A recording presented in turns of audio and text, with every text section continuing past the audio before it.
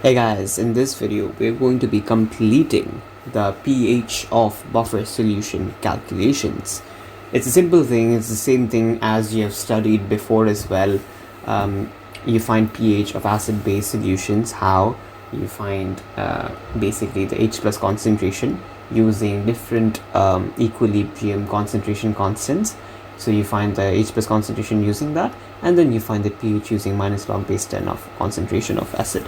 So that's exactly what happens in buffer solutions as well. It is a solution of acid and bases as well. So it's the same logic that applies over here. So you use this equation and you find the H plus concentration, and then use this to find the pH, which is this equation.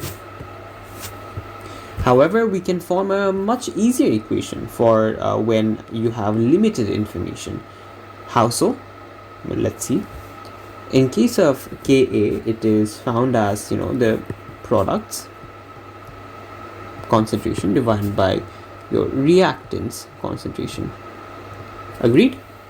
So you have the products, which is salt concentration times your H plus concentration. So when acid and base is reacting, or acid is, let's say, dissociating, not acid and base, could be anything, but yeah, initially it could also be you have an acid and base, and then they react to form a salt and H2O, and then the leftover acid is basically dissociating to form whatever the pH of the solution is. We have looked at such examples above.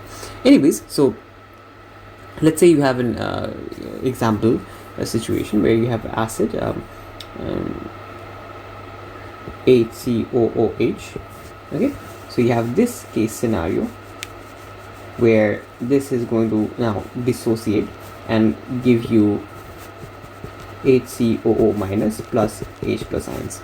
So you have an acid, you have essentially a salt, and you have the acid in the reactant. Okay, so these are what we are working with. Okay, now in this case you can, let's say, make H plus concentration the subject.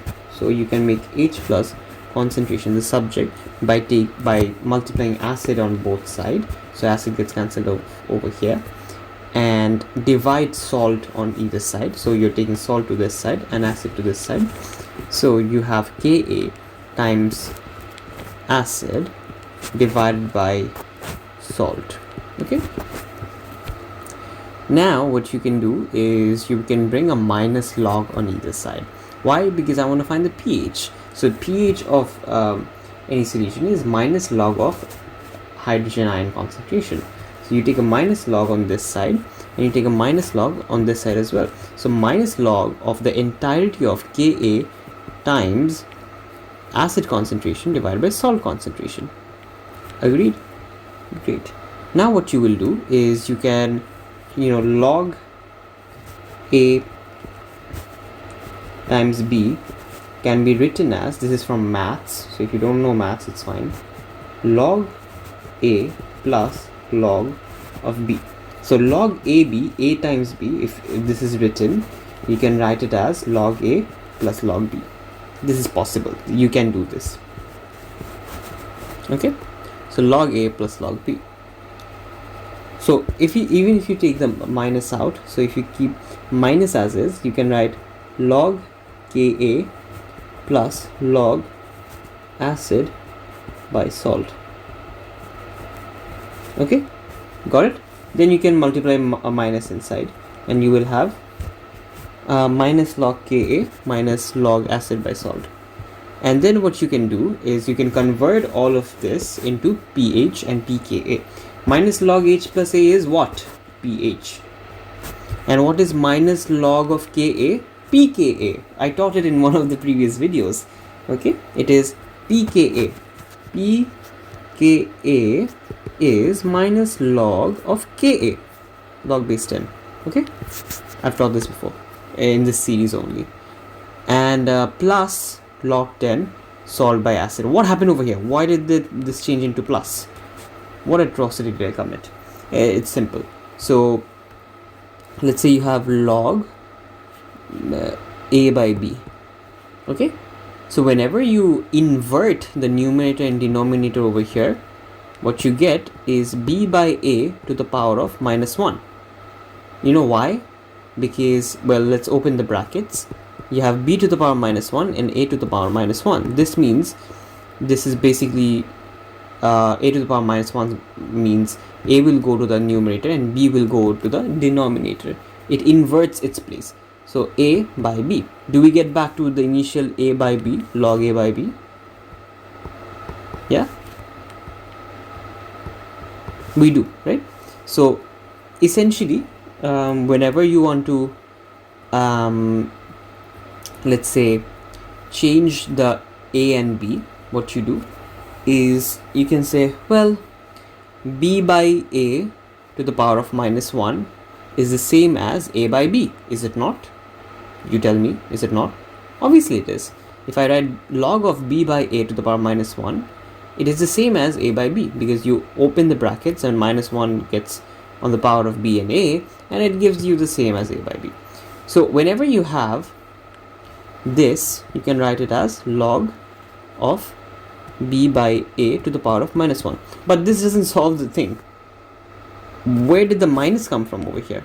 The minus is basically whenever the log, the term of the log has a power, you can bring that in front of the logarithm. So it becomes minus log b by a. Okay.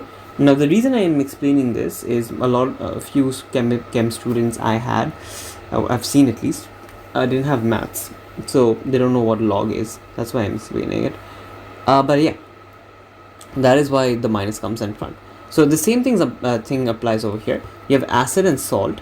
So you have inverted the numerator and denominator. It becomes salt and acid, and it had a power of minus 1, and then the minus 1 comes in front and converts this minus to plus. Okay, that is what happened in essence under the blanket. Okay, let's answer a question. An aqueous solution of butanoic acid can be used to make a buffer solution. Okay, define a buffer solution. It's simple. In a buffer solution, you will have you can have a weak acid and a conjugate base, or you can have a weak base and a conjugate acid, and in that case the concentration of acid and base is quite high, where little change in acid will shift the equilibrium temporarily, and it will move with respect to however much change of H plus was, and it will restore the equilibrium, keeping the pH constant. I said a bunch of things. You will only say what is important, and you can check the marking for exactly the line they're looking for. But it's a simple thing. Small changes in the acid or OH ions does not change the pH. The pH or the equilibrium gets restored whenever you have small changes in acid or alkali concentration. That is H plus or OH concentration. Anyways, the next question is, suggest one organic compound and one inorganic compound that can be added to two different samples of aqueous butanoic acid. So if you have two samples of but acid and but acid, and I want to add in both cases some sort of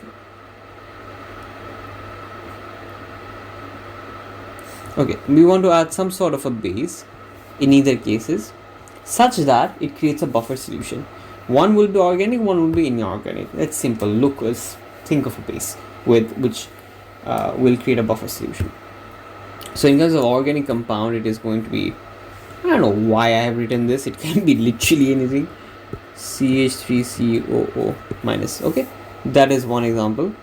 And the other would be, that is organic example. So this is a salt, a base essentially. It is going to take in H plus, and the other is let's say NaOH, simple, done, or KOH, whatever you want to say.